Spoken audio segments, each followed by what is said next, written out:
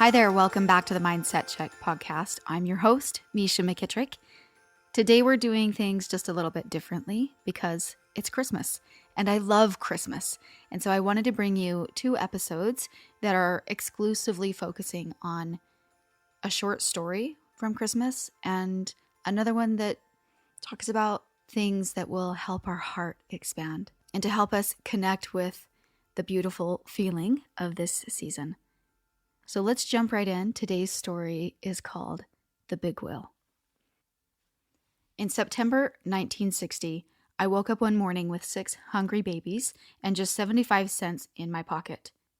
Their father was gone. The boys ranged from 3 months to 7 years. Their sister was 2. Their dad had never been much more than a presence they feared. Whenever they heard his tires crunch on the gravel driveway, they would scramble to hide under their beds. He did manage to leave $15 a week to buy groceries.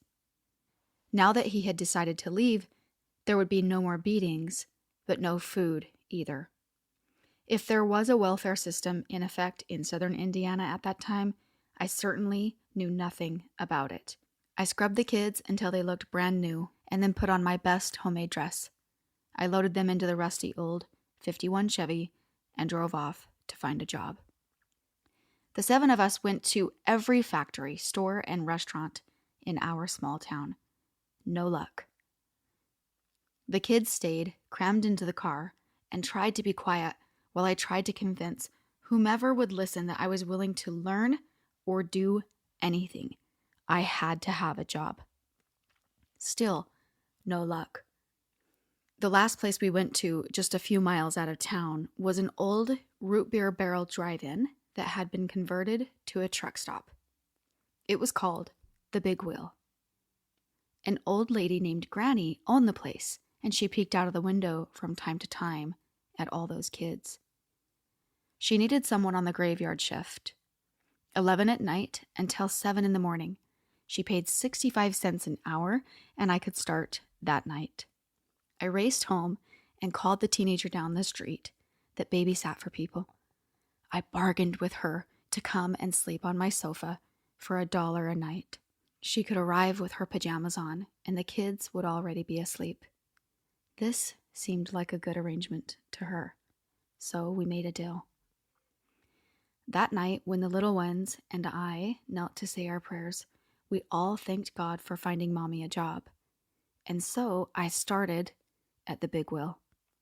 When I got home in the mornings, I woke up the babysitter and sent her home with $1 of my tip money, fully half of what I averaged every night. As the weeks went by, heating bills added another strain to my meager wage.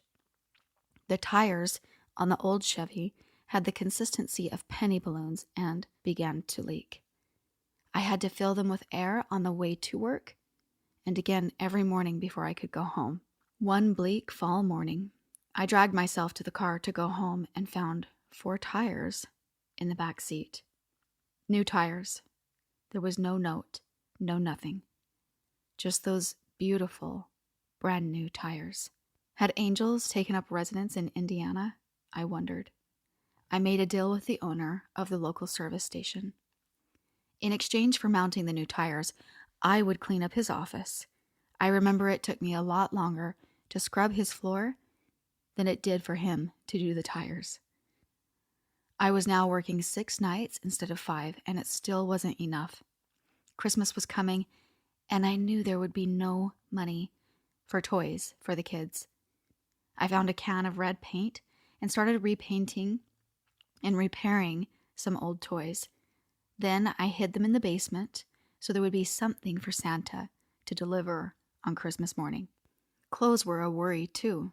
I was sewing patches on top of patches on the boys' pants, and soon they would be too far gone to repair. On Christmas Eve, the usual customers were drinking coffee in the Big Wheel. These were the truckers, Les, Frank, and Jim, and a state trooper named Joe. A few musicians were hanging around after a gig at the Legion and were dropping nickels in the pinball machine. The regulars all just sat around and talked through the wee hours of the morning and then left to get home before the sun came up. When it was time for me to go home at 7 o'clock on Christmas morning, I hurried to the car. I was hoping the kids wouldn't wake up before I managed to get home and get the presents from the basement and place them under the tree. We had cut down a small cedar tree by the side of the road, by the dump. It was still dark and I couldn't see much, but there appeared to be some dark shadows in the car. Or was that just a trick of the night? Something certainly looked different, but it was hard to tell what. When I reached the car, I peered warily into one of the side windows. Then my jaw dropped in amazement. My old battered Chevy was filled full to the top, with boxes of all shapes and sizes.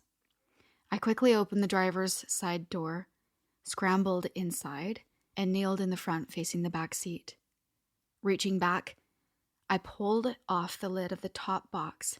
Inside was a whole case of little blue jeans, sizes 2 to 10. I looked inside another box. It was full of shirts to go with the jeans. Then I peeked in some of the other boxes. There were candy and nuts and bananas and bags of groceries. There was an enormous ham for baking and canned vegetables and potatoes. There was pudding and jello and cookies, pie filling and flour. There was a whole bag of laundry supplies and cleaning items. And there were 5 toy trucks and 1 beautiful little doll. As I drove back through empty streets, as the sun slowly rose on the most amazing Christmas day of my life, I was sobbing with gratitude, and I will never forget the joy on the faces of my little ones that precious morning. Yes, there were angels in Indiana that long ago December, and they all hung out at the Big Wheel truck stop. That story is always so touching to me. It always brings me to memories, different memories of my life in Christmas, different times where I've been the receiver and different times where I've been the giver, and the way that that makes our heart grow. To tune in and listen to more of heart, energy, and love, and kindness and goodness around Christmas, make sure to tune in next week. Merry Christmas.